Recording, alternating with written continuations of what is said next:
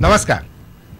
आज माघ शुक्ल द्वादशी शके 1936 सादर करीत आहोत ठाणे वार्ता। ठळक घडामोडी। ठाणे रेल्वे स्थानक परिसरातील सॅटिस झाला अतिक्रमण मुक्त।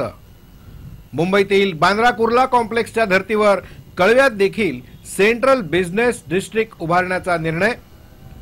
आणि भारतीय जनता पक्ष देशातला सर्वात मोठा पक्ष ठरेल, विनय सहस्रबुद्धे। या आणि इतर घडामोडी विस्तृतपणे पण काही क्षणातच। ठाणे वार्ता पहा श्रीस्थानक वाहिनीवर। आता सकाळी 9:15 पासून रात्री 9:15 पर्यंत ठाणे वार्ता, ठाण्यातील पहिलं दृकश्राव्य माध्यम। श्रीस्थानक वाहिनी ठाण्याची स्वतःची वाहिनी। ठाण्यातील घडामोडी, कार्यक्रम, वादविवाद, अगदी गाणी, नाटक याचा आनंद घर बसल्या पहा श्रीस्थानक वाहिनी। आपल्या ठाण्याचं हक्काचं व्यासपीठ श्रीस्थानक वाहिनी। ठाणे वार्ता आता संकेतस्थळावर देखील ठाणेवार्ता.com वर क्लिक करा आणि ठाण्याच्या घडामोडी जाणून घ्या। ठाण्यातील पहिलं ऑनलाईन माध्यम ठाणेवार्ता.com।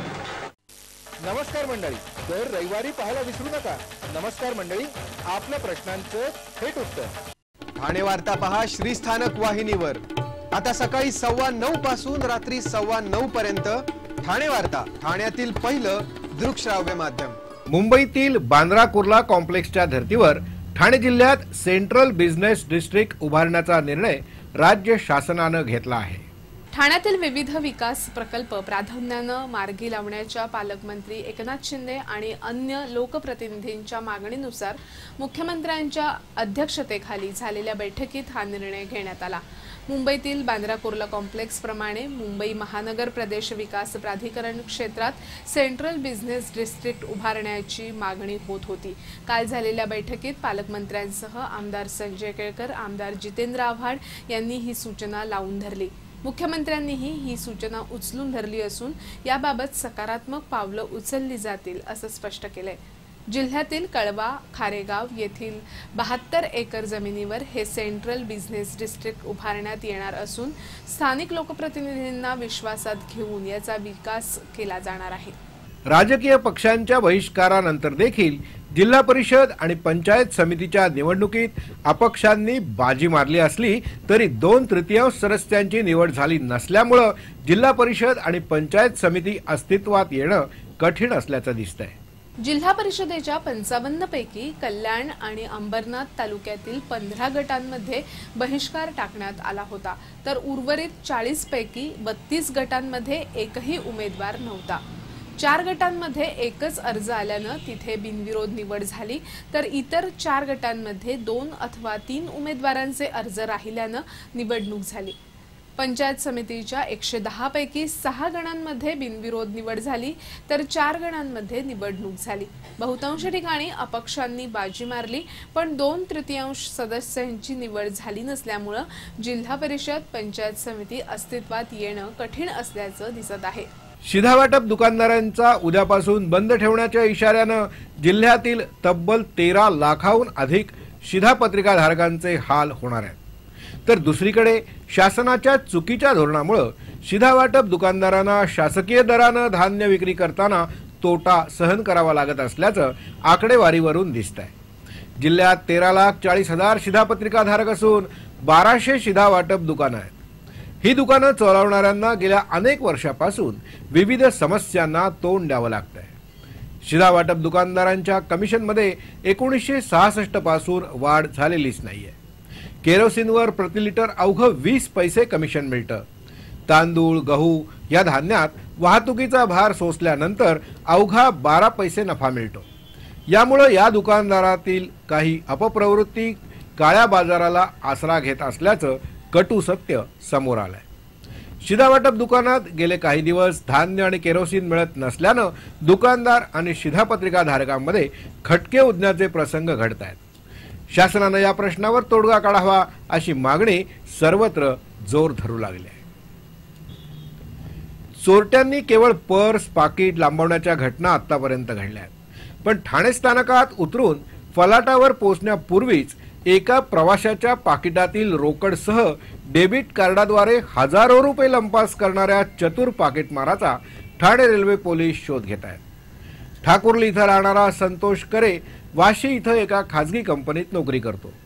तो नेहमीप्रमाणे वाशी ठाणे लोकलनं ठाणे स्थानकाच्या फलाट क्रमांक 9 वर उतरून कल्याणला जाण्यासाठी म्हणून फलाट क्रमांक 5 वर निघाला। तेव्हा त्याला त्याच्या बॅगेची चेन उघडी दिसली, पण आपण चेन लावायला विसरलो असं त्याला वाटलं आणि घाई गडबडीत कल्याणला जाणारी लोकल पकडून निघत असतानाच त्याच्या मोबाईलवर 9,000 रुपयांची रक्कम काढल्याचा SMS आल्यानं संतोष हबकला। त्यानं बॅगमध्ये पाकिट शोधण्याचा प्रयत्न केला असता पाकिट गायब झाल्याचं त्याला आढळलं। या पाकिटात 1200 रुपयांची रोकड, रेल्वे पास, परवाना आणि डेबिट कार्ड होतं। आई वडील आजारी असताना त्यांना औषधं घेता यावीत म्हणून या कार्डावर त्यानं पासवर्ड लिहून ठेवला होता। त्यामुळे चोरट्याचं चांगलंच फावलं। लोकलमधून उतरताना चोरट्यानं ठाणे पूर्वेतील ॲक्सिस बँकेच्या ATM मधून ही रक्कम लिलया काढून घेतली। मात्र हे करताना चोरटा CCTVत कैद झालाय। सध्या ठाणे रेल्वे पोलीस त्याचा शोध घेत आहेत। ठाणे वार्ता पहा श्रीस्थानक वाहिनीवर। आता सकाळी 9:15 पासून रात्री 9:15 पर्यंत ठाणे वार्ता, ठाण्यातील पहिलं दृकश्राव्य माध्यम। आपला परिसर स्वच्छ आणि सुंदर ठेवण्यासाठी ठाणे महापालिकेत सहकार्य करा। ओला सुका कचरा वेगवेगळा जमा करा आणि रोगराईपासून मुक्तता मिळवा। ठाणे वार्ता आता संकेतस्थळावर देखील ठाणेवार्ता.com वर क्लिक करा आणि ठाण्याच्या घडामोडी जाणून घ्या। ठाण्यातील पहिलं ऑनलाईन माध्यम ठाणेवार्ता.com। डॉक्टर आणि रुग्णांचं पिढ्यानपिढ्यांचं जिव्हाळ्याचं नातं म्हणजेच डॉक्टर बेडेकर हॉस्पिटल। आता अत्याधुनिक सोयी सुविधा आणि तंत्रज्ञान युक्त वंध्यत्व निवारण केंद्रात IVF आणि टेस्ट ट्यूब बेबीचीही सुविधा। Doctor Bedekar hospital, Maharshi Karvepath, Thane. 65 वर्षांची निरंतर सेवा। Jaipuri jewellery exhibition cum sale, 50% बचत। American diamond sets, mangalsutra, fancy bracelet, fancy earring top, radium आणि गोल्ड प्लेटेड बांगड्या आणि अन्य ज्वेलरी फक्त जयपुरी ज्वेलरी एक्झिबिशन मध्ये, अशोका बेसमेंट जवळ, गोखले रोड, नौपाडा, ठाणे पश्चिम। ठाणे वार्ता पहा श्रीस्थानक वाहिनीवर। आता सकाळी 9:15 पासून रात्री 9:15 पर्यंत ठाणे वार्ता, ठाण्यातील पहिलं दृकश्राव्य माध्यम। ठाणे पोलीस दलातील पोलीस शिपाई असलेल्या महिलेचा पती हनुमान वाघमोडेचा खारेगाव इथल्या एका इमारतीच्या 6व्या मजल्यावरून पडून मृत्यू झालाय। हनुमान वाघमोडेची पत्नी ठाणे पोलीस दलात शिपाई आहे। हनुमान वाघमोडे हे खारेगाव इथं राहणाऱ्या आपल्या भावाच्या घरी गेले होते। त्यावेळी इमारतीच्या 6व्या मजल्यावरून पडल्यानं त्यांचा दुर्दैवी मृत्यू झालाय। मात्र हा अपघात की घातपात याबाबत संशय व्यक्त केला जातोय।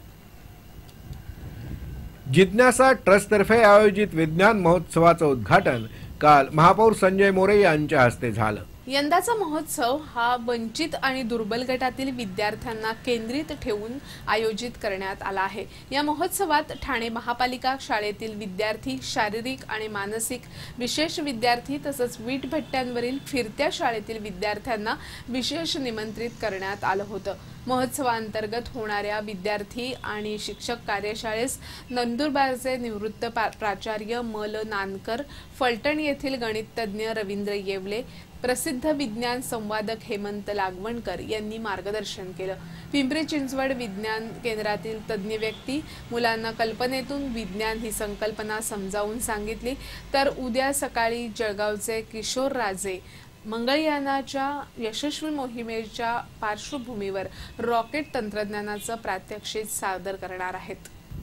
मुंबई विद्यापीठाच्या निर्देशाप्रमाणे ठाण्यातील विद्याप्रसारक मंडळाच्या विविध महाविद्यालयांचा दीक्षांत समारंभ येत्या सोमवारी आयोजित करण्यात आला आहे। मुंबई विद्यापीठाचे कुलगुरू डॉक्टर राजन वेळुकर यांनी जास्तीत जास्त विद्यार्थ्यांना दीक्षांत समारंभात पदवी घेतल्याचा आनंद मिळावा यासाठी विद्यापीठाशी संलग्नित प्राचार्यांची एक बैठक बोलावली होती।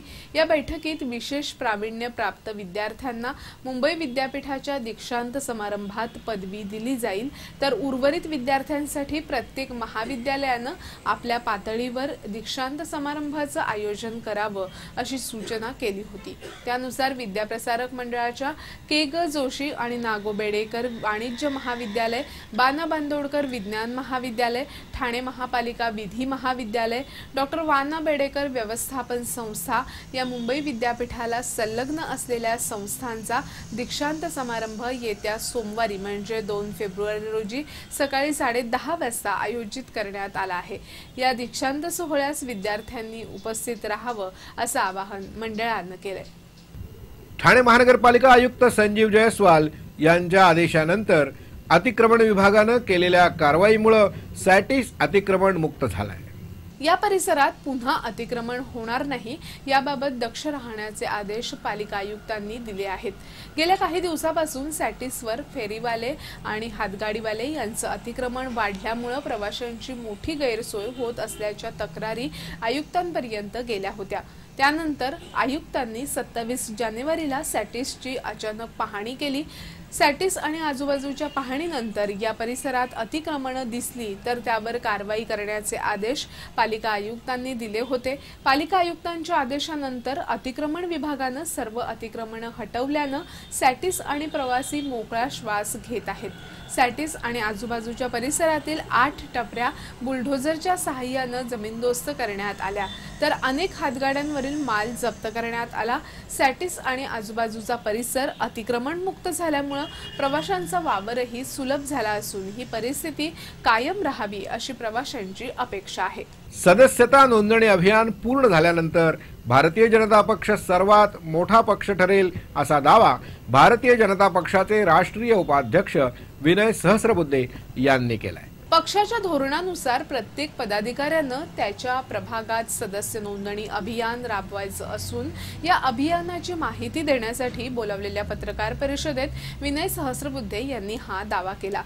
सदस्य नोंदणी अभियानापूर्वी पक्षाचे 3 कोटी सदस्य देशात होते, मात्र आतापर्यंत सदस्य नोंदणी अभियानात 4.5 कोटी सदस्य झाल्याचा दावा त्यांनी यावेळी केला। सध्या चीन हा सर्वात मोठा सदस्य नोंदणी असलेला देश आहे, पण चीनमध्ये इतर कोणतेही राजकीय पक्ष नाहीत। चीनमध्ये शासकीय कर्मचाऱ्यालाही पक्षाचं सदस्य व्हावं लागतं, तर भारतात 1300हून अधिक राजकीय पक्ष आहेत। यामध्ये 50 प्रमुख राजकीय पक्ष असून त्यातही 40 राजकीय पक्ष हे एखाद्या घराण्यावर आधारित आहेत। त्यामुळे भारतीय जनता पक्ष सदस्य नोंदणी अभियानानंतर सर्वात मोठा पक्ष ठरेल असा दावा त्यांनी केला। राज्यामध्ये सध्या 40 लाख सदस्यांची नोंदणी झाली असून 1 कोटीपेक्षा अधिक सदस्य नोंदणी राज्यात केली जाईल असं त्यांनी सांगितलं। राज्यातील प्रत्येक जिल्ह्यानं 3 ते 4 लाख सदस्यांची नोंदणी करावी अशी अपेक्षा असल्याचंही त्यांनी यावेळी स्पष्ट केलं। पक्षाला ठाण्यामध्ये अध्यक्ष नसल्याबद्दल बोलताना पक्षात सामूहिक नेतृत्व काम करत असून लवकरच पक्षाच्या शहर अध्यक्षांची नियुक्ती केली जाईल असंही विनय सहस्रबुद्धे यांनी सांगितलं।